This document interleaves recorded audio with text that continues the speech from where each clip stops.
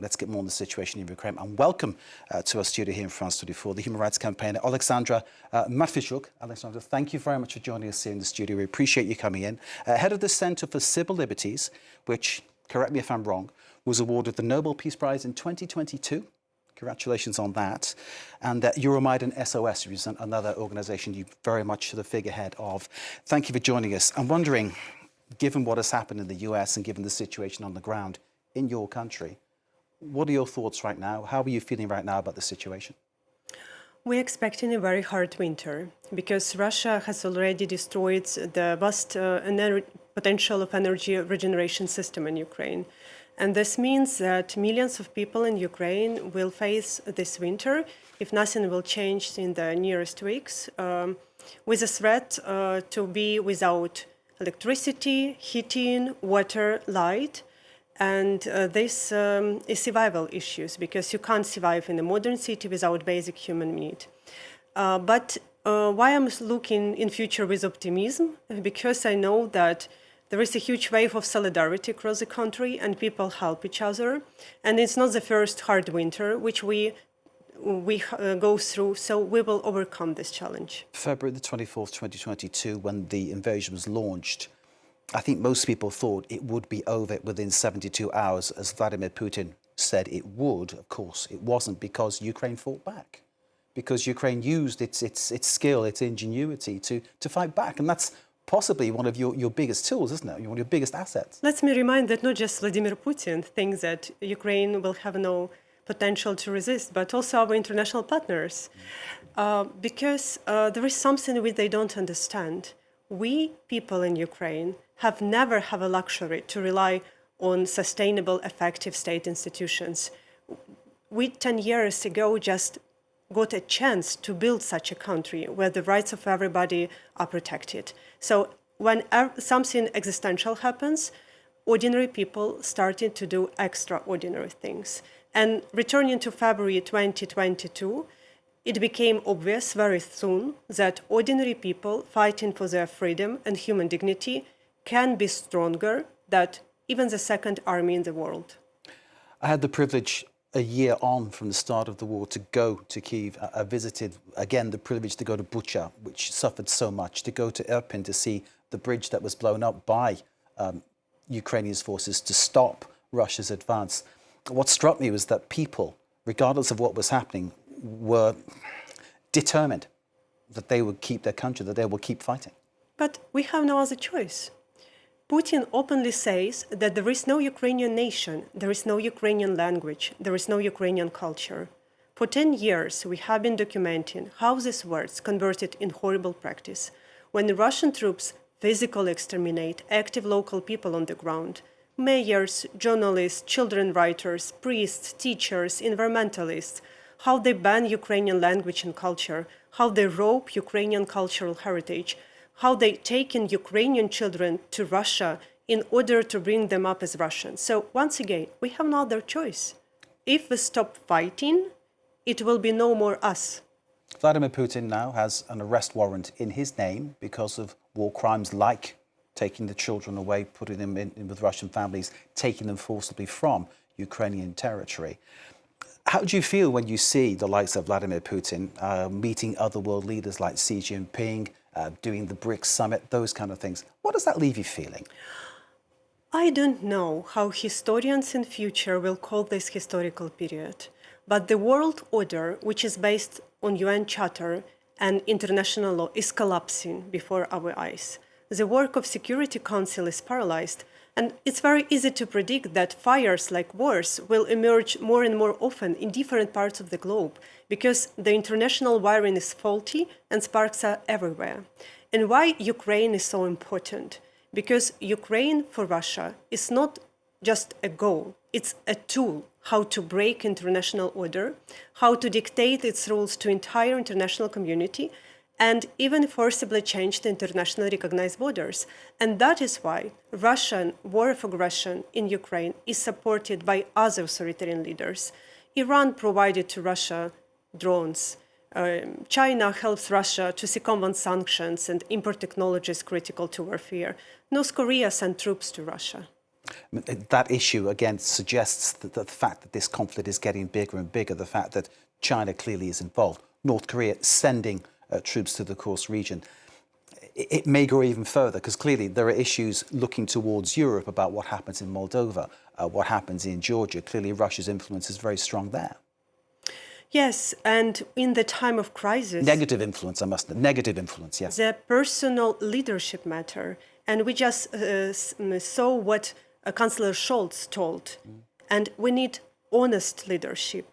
I wish Chancellor Scholz to tell people in Germany that they are safe because Ukrainians are still fighting. Because if we not be able to stop Putin in Ukraine, Russia will go further. Russia will attack next country. And then it will be not a question of money, it will be a question of human lives. You mentioned leaders, Oleksandra. Emmanuel Macron saying Ukraine must win. Russia must not be allowed to win this battle. Keir Starmer of the UK siding with Macron on that issue. But into the theatre now walks Donald Trump. And no one quite knows precisely what he's going to do. He has said that he doesn't want to keep the funding going to Ukraine. Your message to him, I imagine, is a very clear one, that funding must continue. I also don't know what President Trump will do, and he has for sure a huge influence to external policy, but I know what Russia will do, because Putin doesn't want peace. Putin wants to restore Russian empire. He's thinking in the logic how his name will be appeared in the world history. And he don't care about human life, because human life is the cheapest resources in Russia. So we have to know this goal and to build our strategy based on this. We can't afford ourselves wishful thinking because we are dying. And just in near past, for 8 years, Russia occupied, before large-scale war started, Donbas and Crimea. And Russia didn't stop. Russia uses these 8 years to build powerful military base in Crimea, to produce million artillery shells, to prepare economy for the next wave of sanctions, and start large-scale war. And those people in the places you mentioned, in the Donbass, Moscow will say they actually are Russian and want to be Russian. The Ukrainian perspective, and I've read people like Andrei Kurkov talking about this, about the fact that, sort of being from there, knowing this. I've interviewed people like Peter Zalmayev from the Eurasia Democracy Initiative talking about he's from that area. He says isn't the case. What is your experience of that? I think that we lack human dimension when we discuss this issue, because when diplomats, experts in politics discuss occupied territories, they never tell how people live under Russian occupation. I know, because I have been documenting war crimes for 10 years. I know that people under Russian occupation live in gray zone. They have no tools how to defend their rights, their freedom, their property, their lives, their children, their beloved ones. Russian occupation means torture, enforced disappearances, rape, denial of your identity, forcible adoption of your own children, filtration camps, and mass graves. So when Moscow talks about the referendums in places like Lugansk, Donetsk, Zaporizhia, Kherson, to try to basically annex those territories and say that's what the people want, that's basically a sham. That is something that's completely false. But it's just a special disinformation operation. Imagine somebody knocked in your door, you open your door, you see people with guns, and they ask you how you will vote on the Russian referendum, what you will respond. Can I ask what you think about the possibility of Volodymyr Zelensky persuading Donald Trump to give Ukraine what it wants? Clearly, Zelensky has a certain way about him, a certain way of communicating about him, which has worked a lot on the international stage. Do you think that will be something that will be heard in the White House? Do you hope? You hope, surely. I just can quote the Václav Havel, the famous Czech dissident, sentence that hope is not a confidence that everything will be fine, but this is a deep understanding that everything which we are doing have a sense. So we have continued the struggle for freedom. We have no other choice. The words of Václav Havel, very wise indeed. Clearly you'd want to have a similar kind of outcome with, well, we've seen sort of Czech Republic, Slovakia establishing secure democracies inside the European Union. That's where you want to see Ukraine go, isn't it? Inside the EU, even inside NATO. Something, of course, Moscow doesn't want to happen. We also, as people in Ukraine, have our historical goal. And our historical goal is to return to European civilized dimension. And this is value choice. It's not just about signing some international treaty. It's a value choice of people who want to build their country where the rights of everybody are protected, government is accountable, judiciary is independent, and police do not beat students who are peacefully demonstrating. And we are very honest and sincere because we are paying the highest price for this chance. We are paying the price of our lives.